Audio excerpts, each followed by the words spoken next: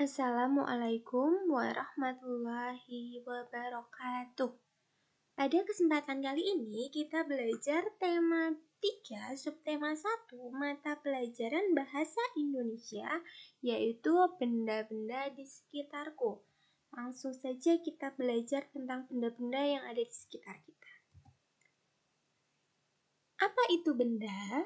Benda adalah segala sesuatu yang menempati ruang dan mempunyai massa. Massa benda ini dapat diukur dengan cara ditimbang. Benda juga digolongkan menjadi 2, yaitu yang pertama namanya benda hidup. Contohnya manusia, hewan, dan tumbuhan. Ini adalah benda hidup. Yang kedua adalah benda mati. Benda mati ini contohnya batu, gelas, buku, pensil, meja, kursi, dan lain sebagainya. Apa bedanya benda hidup dan juga benda mati? Jika benda hidup itu, maka dia akan terus tumbuh, memerlukan makan, bisa bergerak, bernafas. Nah, ciri-ciri makhluk hidup. Nah, manusia, hewan, dan tumbuhan itu termasuk benda hidup. Kalau benda mati itu tidak memerlukan makan, tidak bernafas, tidak bisa bergerak. Bisa bergerak, bisa berpindah tempat ketika manusia yang memindahkannya. Jadi itu bedanya benda hidup dan juga benda mati. Ada juga yang ketiga namanya bukan benda. Jadi yang tidak termasuk benda itu ada petir, panas, cahaya, dan juga suara. Kenapa bukan benda? Karena dari keempat ini tidak menempati ruang dan tidak memiliki massa.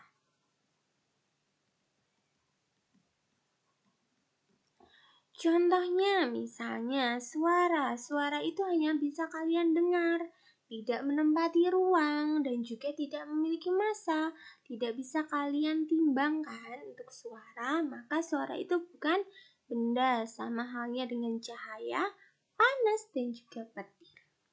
Petir bisa kalian dengar saja, panas bisa kalian rasakan, tetapi tidak menempati ruang dan juga tidak memiliki massa.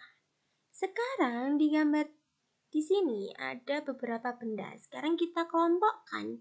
Ketika yang diberi tanda silang, maka bukan benda. Dan yang kita beri tanda centang itu disebut benda. Baik benda mati maupun benda hidup. Yang pertama, panas api unggun. Panas tadi bukan termasuk benda. Minyak goreng bisa kita lihat, bisa kita hitung masanya juga, maka minyak goreng ini adalah benda. Cahaya itu cahaya lampu, tidak menempati ruang dan juga tidak memiliki massa. Maka cahaya ini bukan benda. Ember jelas ya benda. Es batu juga benda. Balon ini juga benda. Suara ini bukan termasuk benda. Kemudian radio ini adalah benda mati. Nah, di sini ada hewan itu adalah benda hidup. Itu tadi pengelompokan benda dan juga bukan benda. Yang selanjutnya kita akan belajar tentang pengelompokan benda berdasarkan fisiknya. Berarti berdasarkan bentuk yang kita lihat. Yang pertama adalah ukurannya. Ukuran itu ada yang besar, ada yang kecil, ada yang panjang, dan juga ada yang pendek. Misalnya, di sini ada buku, dengan di sini ada pensil. Nah, di sini pensil. Maka, buku pasti lebih panjang daripada pensil. Jadi ukurannya panjang, pendek, besar, kecil. Itu adalah ukurannya. Bisa kita lihat secara fisiknya. Yang kedua yaitu bentuk. Bentuknya juga beragam. Ada yang lingkaran, segitiga. Di sini juga segitiga, ada juga yang persegi. Ada persegi panjang, contohnya di lemari. Nah, ada juga papan tulis. Itu yang persegi panjang. Ada segitiga, ada layang-layang, dan lain sebagainya. Ada juga yang tidak beraturan. Contohnya di batu ini, tidak beraturan bentuknya. Dan yang ketiga adalah warna. Warnanya juga beragam. Ada merah, kuning, hijau, biru, ungu, dan lain sebagainya. Contohnya di sini ada gelas. Gelasnya berwarna biru. Nah, bisa kalian simpulkan sendiri-sendiri setiap bendanya. Berdasarkan ukurannya, panjang, pendek, besar, kecil, bentuknya itu bisa persegi, persegi panjang, layang-layang, dan lain sebagainya. Dan juga warnanya, bisa kalian simpulkan sendiri warnanya berdasarkan benda yang terlihat secara fisiknya. Yang selanjutnya adalah benda-benda yang terbuat dari kayu. Kayu adalah bagian dari pohon. Proses pembuatan kayu menjadi suatu benda berbeda-beda. Benda-benda yang terbuat dari kayu itu ada apa saja?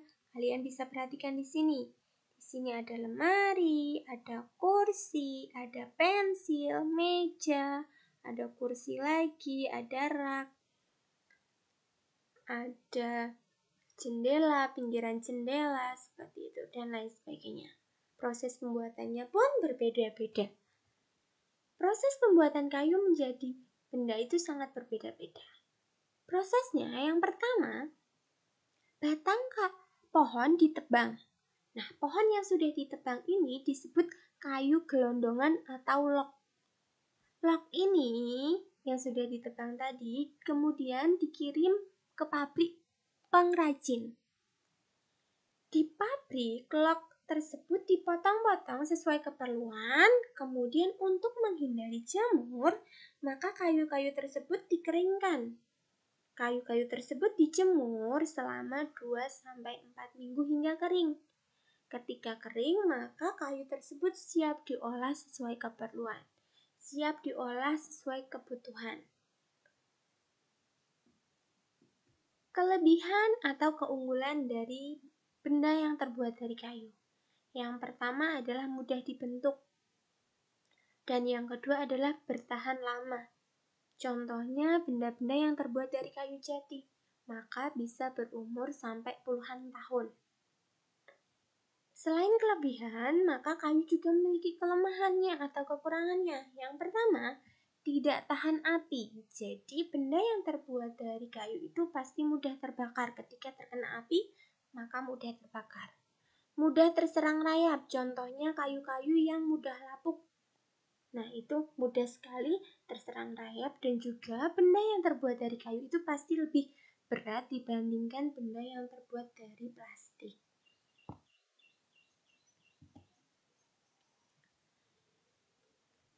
Kertas di sekitar kita. Benda terbuat dari kertas itu banyak. Ada buku tulis, tisu, kardus, koran. Itu terbuatnya dari kertas. Bahan dasar pembuat kertas tersebut adalah kayu. Jadi kertas itu juga terbuat dari bahan dasarnya kayu. Tahap pembuatan kertas yang pertama, kayu dipotong menjadi kecil sebesar korek api. Yang kedua, kayu dimasukkan ke dalam tangki, diberi panas dan juga tekanan hingga lunak menjadi bubur. Bubur kertas ini biasa disebut pulp. Yang ketiga, pulp kemudian diberi warna dan disaring hingga kandungan airnya habis. Yang keempat, pulp yang sudah kering meninggalkan ampas berupa serat selulosa yang saling terkait. Yang kelima, serat selulosa ini digiling hingga pipih seukuran kertas yang diinginkan. Jadi panjang sekali tahap pembuatan kertas. Kertas juga memiliki kelebihan dan juga kelemahan. Kelebihannya ringan, mudah diolah, dan juga memiliki daya serap yang baik. Contohnya misalnya kalian menulis dengan pulpen, maka bisa langsung diserap oleh kertas tersebut. Selain kelebihan juga memiliki kelemahan. Kelemahannya yaitu mudah robek, mudah terbakar ketika terkena api, dan juga tidak tahan air. Maka ketika terkena air, kertas tersebut akan mudah kembali menjadi bubur atau menjadi lunak atau bisa juga hancur. Itu tadi kelebihan dan juga kelemahan dari benda yang terbuat dari kertas. Tadi di depan sudah dibahas benda-benda yang terbuat dari kayu dan juga kertas yang berasal dari bahan dasar kayu. Semakin banyak kita menggunakan kertas, semakin banyak juga pohon yang ditebang. Maka dari itu kita harus menghemat penggunaan kertas. Jadi anak-anak ketika menggunakan buku tulis, ketika belum habis, maka jangan ganti ke halaman selanjutnya. Gunakan kertas tersebut sebaik mungkin, supaya tidak banyak lagi pohon yang ditebang. Sama halnya dengan benda-benda yang terbuat dari kayu juga, seperti meja, pensil, kursi. Contohnya pensil. Pensil ketika belum habis sampai habis kecil sekali, maka silakan gunakan semaksimal mungkin. Tapi ketika sudah memang tidak bisa digunakan, maka boleh diganti dengan pensil yang baru. Karena dengan misalnya masih panjangnya segini pensilnya. Kemudian kalian masih ada segini, tapi kalian sudah bosan sama warnanya, terus mau kalian ganti. Berarti kalian sudah menggunakan kayu lagi kan? Maka semakin banyak lagi pohon yang ditebang. Padahal pohon tersebut juga memberikan banyak manfaat bagi manusia. Seperti bisa menyerap air sehingga tidak menimbulkan longsor, tidak menimbulkan banjir. Bisa juga menghasilkan oksigen yang baik sebagai pernafasan manusia. Untuk itu, mulai sekarang silakan hemat penggunaan kertas dan juga gunakan pensil sebaik mungkin, supaya tidak banyak pohon lagi yang ditebang. Kita belajar hemat dari sekarang. Untuk yang selanjutnya, benda-benda yang terbuat dari plastik. Nah, banyak sekali benda yang terbuat dari plastik. Benda yang terbuat dari plastik ini termasuk solusi bagi manusia, tapi juga banyak menimbulkan masalah bagi manusia. Benda yang terbuat dari plastik ini ada banyak, ember, gayung, ada payung, ada juga plastik kresek, ada botol minum, dan lain sebagainya.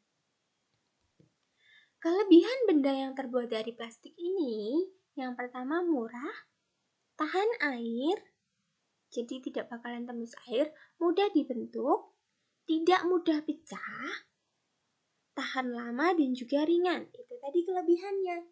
Namun dari kelebihan ini juga memiliki kekurangan atau masalah yang ditimbulkan dari plastik, yaitu plastik itu juga mudah terbakar dan membutuhkan waktu yang lama untuk dapat terurai secara alami, sekitar puluhan bahkan ratusan tahun. Untuk itu kita harus meminimalisir atau mengurangi penggunaan plastik, karena plastik tersebut membutuhkan waktu yang sangat lama untuk dapat terurai. Contohnya, misalnya kalian menggunakan kantong plastik tas kresek sekarang. Kalian gunakannya sekarang, kalian tidak menggunakannya sekarang. Maka, kantong tersebut baru bisa terurai 10 hingga 20 tahun yang akan datang.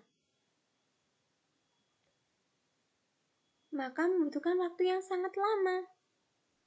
Contohnya lagi kaleng, soft drink, atau aluminium. Nah, biasanya minuman kaleng-kalengan itu membutuhkan 80 hingga 100 tahun. Sangat lama sekali untuk dapat terurai di dalam tanah. Padahal plastik tersebut ketika terkena tanah, dia tidak akan langsung hilang.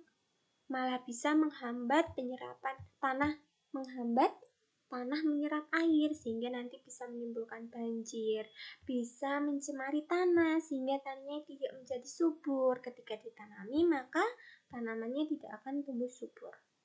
Itu adalah masalah-masalah yang dapat ditimbulkan dari plastik.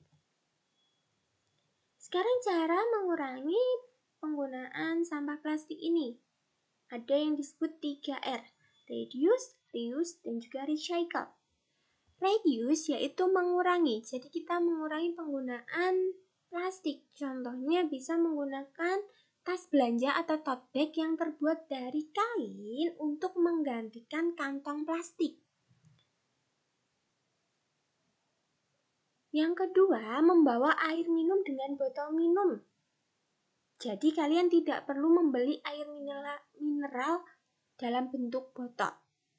Kemudian tidak menggunakan sedotan, bisa kalian minum langsung tanpa sedotan. Itu adalah cara-cara mengurangi atau reduce dari sampah plastik. Yang kedua adalah reuse. Reuse ini menggunakan kembali, jadi gunakan kembali benda-benda yang sudah terpakai. Contohnya botol minum ini digunakan untuk pot. Botol minum air mineral juga bisa digunakan untuk minyak goreng. Kemudian yang ketiga adalah recycle, yaitu mendaur ulang.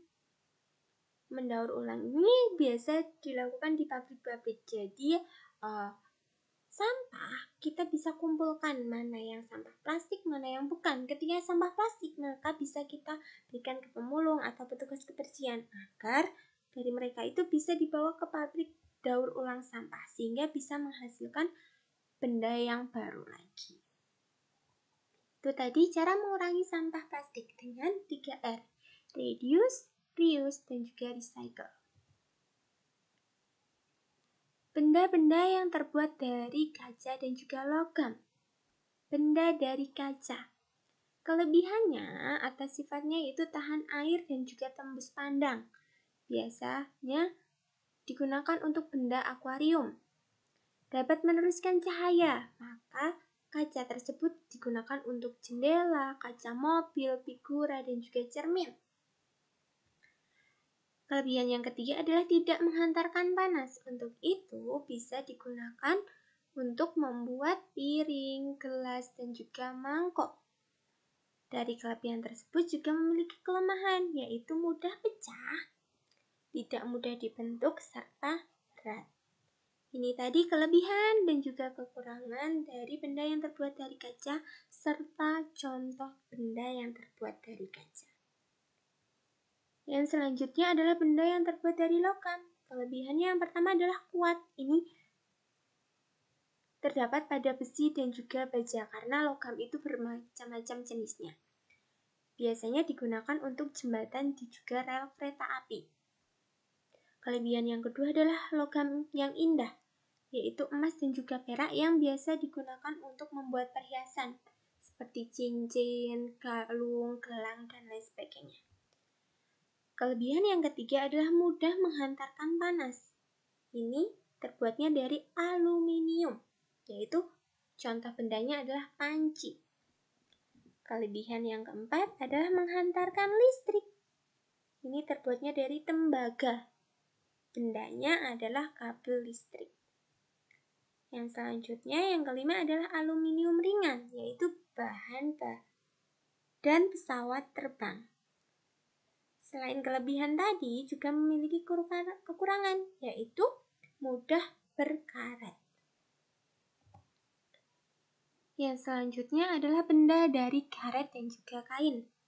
Benda dari karet ini kelebihannya atas sifatnya yaitu lentur dan juga kedap air. Bendanya itu ada ban mobil dan juga balon. Yang kedua, lentur dan juga tahan lama, biasa digunakan untuk sepatu dan juga sandal. Yang ketiga, tidak menyerap air atau kedap air. Yang keempat, tidak menghantarkan listrik. Digunakan untuk pembungkus kabel listrik. Dan yang kelima adalah elastis, yaitu mudah dibentuk. Mudah dibentuk. Itu tadi kelebihan atau sifat-sifat dari benda yang terbuat dari karet. Namun juga memiliki kelemahan, yaitu tidak tahan panas, jadi mudah terbakar, serta tidak mudah terurai sehingga menimbulkan pencemaran lingkungan. Yang selanjutnya adalah benda yang terbuat dari kain. Sifatnya itu ringan, mudah dibentuk, mudah dirapikan, dan juga tidak menghantarkan panas. Namun memiliki kelemahan, yaitu mudah menyerap air. Itu tadi penjelasan tentang benda-benda yang ada di sekitar kita, bahan-bahan pembuat benda yang ada di sekitar kita. Semoga anak-anak paham, selalu semangat, jaga kesehatan. Assalamualaikum warahmatullahi wabarakatuh.